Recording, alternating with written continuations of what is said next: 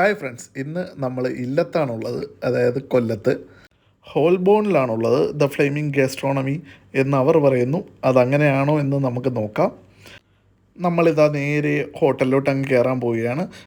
ഹോട്ടലിൻ്റെ ഫ്രണ്ടിൽ 2 പേർക്കുള്ള പാർക്കിങ്ങേ ഉള്ളൂ എങ്കിലും അവിടുത്തെ സെക്യൂരിറ്റിയും അല്ലെങ്കിൽ അവിടുത്തെ ജീവനക്കാരും വളരെ സപ്പോർട്ടിംഗ് ആണ്.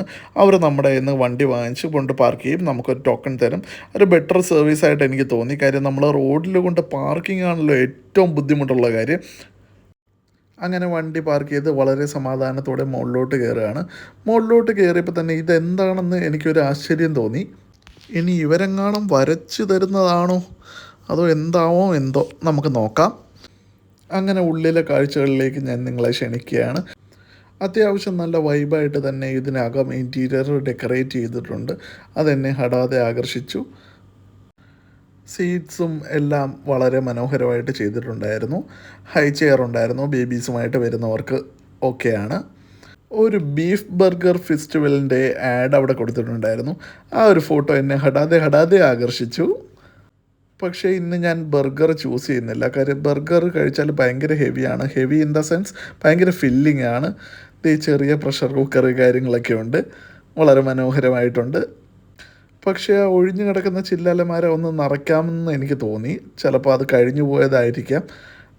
അങ്ങനെ വീണ്ടും ഞാൻ ഈ പടങ്ങളിലേക്ക് ശ്രദ്ധിക്കാൻ തുടങ്ങി.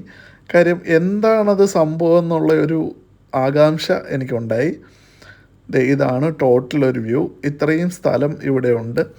ഒരു ടേബിളിൻ്റെ ചുറ്റും വേണമെങ്കിൽ ഒരു 7 പേർക്ക് 8 പേർക്ക് ഇരിക്കാൻ പറ്റുന്ന രീതിയിൽ അവർ അറേഞ്ച് ചെയ്ത് തരും. അത് നന്നായിട്ട് തോന്നി. അപ്പോൾ പിന്നെ ഏകദേശം കാഴ്ചകളൊക്കെ കണ്ടു കഴിഞ്ഞല്ലോ. ഇനി ഫുഡിലേക്ക് പോകാം. ആദ്യം തന്നെ ഒരു സൂപ്പ് പറഞ്ഞു. ക്രീം ഓഫ് ചിക്കൻ ആണ് പറഞ്ഞത്. അധികം വെയിറ്റ് ചെയ്യിപ്പിക്കാതെ വെറുപ്പിക്കാതെ ക്രീം ഓഫ് ചിക്കൻ എത്തി. നല്ല ചൂടോടെ തന്നെയാണ് കൊണ്ടുവച്ചത്. അതിൻ്റെ ടെക്സ്ചറും നല്ലതായിരുന്നു. പക്ഷെ കുറച്ചുകൂടി ക്രീമി അല്ലെങ്കിൽ ഒരു റിച്ച് ഇൻ ക്രീം ആയാൽ കൊള്ളാമെന്ന് എനിക്ക് തോന്നി. പക്ഷേ പീസസൊക്കെ ഭയങ്കര വലുതായിരുന്നു. നല്ലൊരു സൂപ്പായിട്ട് എനിക്ക് തോന്നി. അതൊന്ന് ടേസ്റ്റ് ചെയ്യാമെന്ന് വിചാരിച്ച് ഇങ്ങനെ ഇരുന്നപ്പോഴാണ് സൈഡിലൊരു കാഴ്ച കണ്ടത്. നിങ്ങളെ ഞാൻ ആ കാഴ്ച കാണിച്ചു തരാം. ആ കാഴ്ച കണ്ടതിന് ശേഷം അത് തന്നെ ഒന്ന് ഓർഡർ ചെയ്യാമെന്ന് വിചാരിച്ചു. ഇതാണ് ആ കാഴ്ച.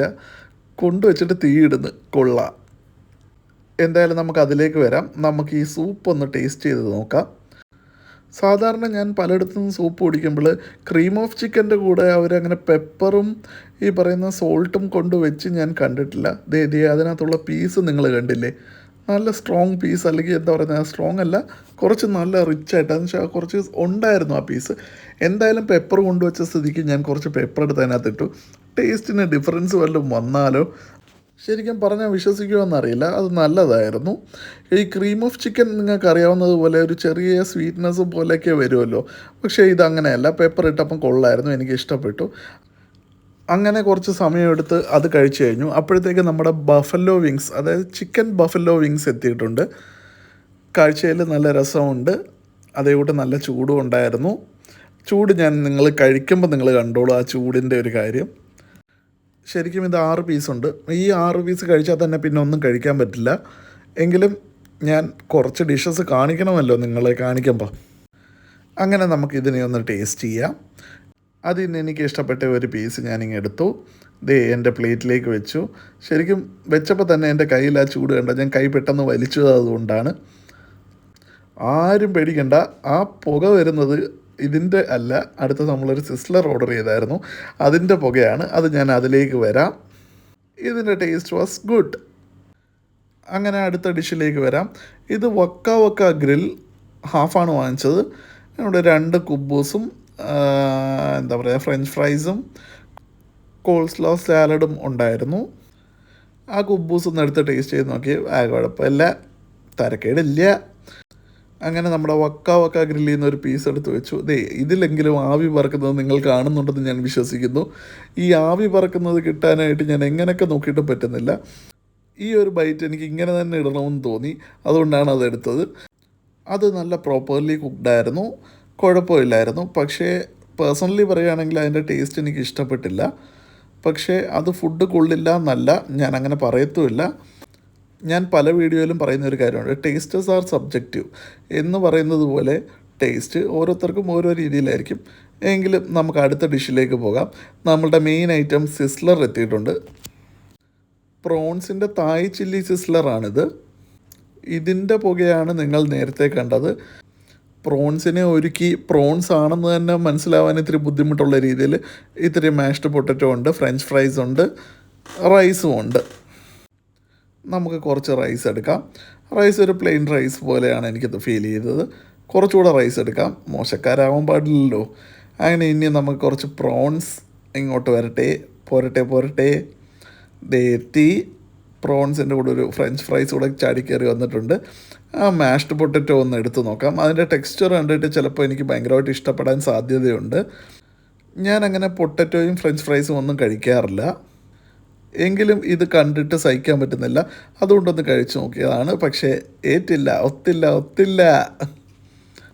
ഇനി നമുക്ക് ഈ വെറൈറ്റി പ്രോൺസ് ഒന്ന് ട്രൈ ചെയ്യാം. ആ പ്രോൺസ് ഞാൻ ഇതുവരെ കഴിച്ചിട്ടില്ലാത്തൊരു ടേസ്റ്റ് ആയിരുന്നു. പക്ഷേ ആദ്യത്തെ ബൈറ്റ് എടുത്തു കഴിഞ്ഞപ്പോൾ അത് പ്രോൺസ് തന്നെയാണോ എന്ന് ഞാൻ സംശയിച്ചു പോയി. എന്തോ ഒരു മാവിൽ മുക്കി പൊരിച്ചെടുത്ത പ്രോൺസ് ആയിട്ടാണ് എനിക്ക് തോന്നുന്നത്. പക്ഷേ കുക്ക്ഡ് ആയിരുന്നു.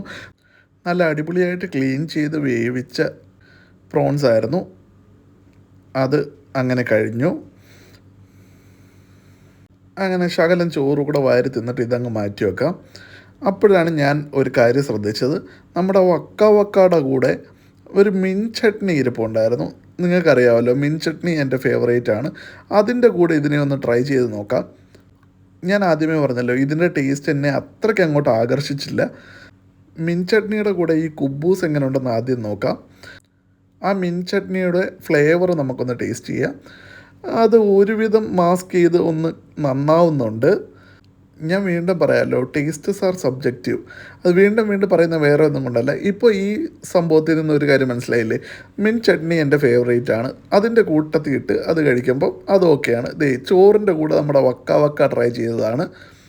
കുഴപ്പമില്ല. എങ്കിലും അതിൻ്റെ ആ ടേസ്റ്റ് അങ്ങനെ തന്നെ നിൽക്കുന്നു. എനിക്കിഷ്ടപ്പെടാത്ത ഒരു ടേസ്റ്റായിരുന്നു. പക്ഷേ സംഭവം വീണ്ടും കഴിക്കുമ്പം അത് ടേസ്റ്റ് ഉള്ളതായിട്ട് തന്നെ എനിക്ക് തോന്നി.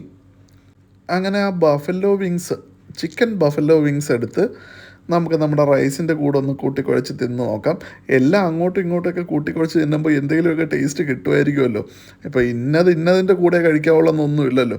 ഞാൻ പറഞ്ഞിട്ടില്ലേ, പൊറോട്ടയും പാലും പഞ്ചാരയും നമ്മൾ കഴിക്കും, പൊറോട്ടയും ബീഫും കഴിക്കും. അതേ കൂട്ടൊക്കെ തന്നെ ഉള്ളന്നേ. പിന്നെ ഇന്നത് കഴിക്കാൻ ഇന്ന രീതി, അതിങ്ങനെ ചെയ്യണം, അതങ്ങനെ ചെയ്യണം, അങ്ങനെയൊന്നും ഞാൻ നോക്കാറില്ല. അങ്ങനെ അതോടുകൂടി ഞാൻ ഈ പ്രയാണം അവസാനിപ്പിക്കുകയാണ്. ഞാനൊരു ഡെസേർട്ട് കൂടെ പറഞ്ഞിട്ടുണ്ട്. ശരിക്കും ഡെസേർട്ട് പുറത്തു പോയി കഴിക്കാനായിരുന്നു പ്ലാൻ. പക്ഷേ ഇത്രയും കഴിച്ചപ്പോഴേ വയറ് നിറഞ്ഞു. പിന്നെ ഇവിടുന്ന് തന്നെ ഒരു ഡെസേർട്ട് കഴിക്കാമെന്ന് വിചാരിച്ചു. നമ്മൾ ഓർഡർ ചെയ്തത് മൊഹബത്ത് കാ സർബത്താണ്. അതാണ് മന്ദം അവിടെ എത്തിയിട്ടുണ്ട്. ഈ തൂണിൻ്റെ പുറയിലായതുകൊണ്ടാണ് കാണാൻ പറ്റാത്തത്. എത്തി. ഒരു ഫുൾ തണ്ണിമത്തങ്ങ അതേ കൂട്ട് തന്നെ ഉണ്ട്. പ്രൈസിങ്ങിൽ എന്നെ വല്ലാണ്ട് ഞെട്ടിച്ച് കളഞ്ഞു ഈ ഒരു സംഭവം. ശരിക്കും നിങ്ങളിത് ഇതിൻ്റെ പൊക്കവും വണ്ണവും ഒക്കെ കണ്ടോ. ഇതിൻ്റെ അകം ഫുള്ള് കാർവ് ചെയ്തെടുത്തിട്ട് അതിനകത്ത് ഫുള്ള് ഷേക്ക്. അതായത് ഇത് തുറക്കുമ്പോൾ നിങ്ങൾക്ക് മനസ്സിലാവും. കണ്ടോ, ആ മുകളിൽ ഇരിക്കുന്നത് വാട്ടർമെലൻ്റെ പീസസ് ആണ്. പക്ഷേ അതിനകത്ത് ഈ റോസ് മിൽക്കോ എന്തൊക്കെയോ ഫ്ലേവേഴ്സ് ഉണ്ട്. അത് എന്തൊക്കെ ഫ്ലേവേഴ്സ് ആണെന്ന് തന്നെ എനിക്ക് മനസ്സിലായില്ല. പക്ഷേ ഇവിടെ ഒരു സ്പൂണിൻ്റെ കുറവ് എനിക്ക് ഫീൽ ചെയ്തു. അത് വാട്ടർമെലൺ തന്നെ ആണോ എന്ന് പോലും എനിക്ക് സംശയം തോന്നി. കാര്യം ടേസ്റ്റിൽ എന്തോ വ്യത്യാസം. അതാണ് എൻ്റെ മുഖത്തറിയാനുള്ളത്. അങ്ങനെ ഇനി നമുക്ക് അതിനെ ഒന്ന് ടേസ്റ്റ് ചെയ്യാം. സംഭവം നല്ല ജോറായിരുന്നു. നിങ്ങൾ ട്രൈ ചെയ്തോളൂ. ഇതും ഉണ്ട്. വേറെ ഒരുപാട് വെറൈറ്റി സ്പെഷ്യൽ ഐറ്റംസ് ഇവിടെ ഉണ്ട് ഡെസേർട്ടായിട്ട്. പക്ഷേ പ്രൈസിങ് വെച്ച് ഇതൊരു സംഭവം തന്നെ കേട്ടോ. നമ്മുടെ റാഹത്താണ്. റാഹത്തിൻ്റെ തൊട്ടടുത്താണ് ഹോൾബോൺ ചിക്കൂസും. മുകളിൽ ഹോൾബോൺ, താഴെ ചിക്കൂസ്. അങ്ങനെ നമ്മളുടെ ഹോൾബോണിലെ ഫുഡ് അടി കഴിഞ്ഞു. ശരിക്കും നമ്മുടെ ഒരു വെറൈറ്റി സംഭവം എന്ന് വെച്ച് കഴിഞ്ഞാൽ ഇത് നമ്മൾ എക്സ്പീരിയൻസ് ചെയ്തിട്ടുള്ളതല്ലാത്ത രീതിയിലുള്ള ഒരു ടേസ്റ്റ് ആയിട്ടാണ് എനിക്ക് തോന്നിയത്. ശരിക്കും തായ് അല്ലെങ്കിൽ ചൈനീസ് ഫുഡുകളുടെ ഒരു ഇതായിരുന്നു. നമ്മൾ മെയിനായിട്ട് കഴിച്ച വക്ക ഗ്രിൽ. ഞാൻ നോക്കി വായിക്കുന്നതുകൊണ്ട് നിങ്ങളൊന്നും വിചാരിക്കേണ്ട. ശരിക്കും പറഞ്ഞാൽ ആ പേരുകൾ മനസ്സിൽ നിൽക്കാൻ ഒരു ചെറിയ ബുദ്ധിമുട്ടുണ്ട്. വക്ക ഗ്രിൽ ഇറ്റ് വാസ് ഓക്കെ. പക്ഷേ കുറച്ചുകൂടെ ബെറ്ററായിട്ട് എനിക്ക് തോന്നിയത് ആ പ്രോൺസിൻ്റെ തായ് ചില്ലി സിസ്ലറാണ്. സിസ്ലറിനകത്ത് പ്രോൺസിനെ ഇങ്ങനെ സ്റ്റഫ് ചെയ്തെടുക്കാമെന്ന് ഞാൻ ചിന്തിച്ചു പോയി. ശരിക്കും അത് ഭയങ്കര ബെറ്റർ ആയിരുന്നു. പിന്നെ സൂപ്പിൻ്റെ കാര്യം ഞാൻ ഓൾറെഡി പറഞ്ഞു കഴിഞ്ഞല്ലോ.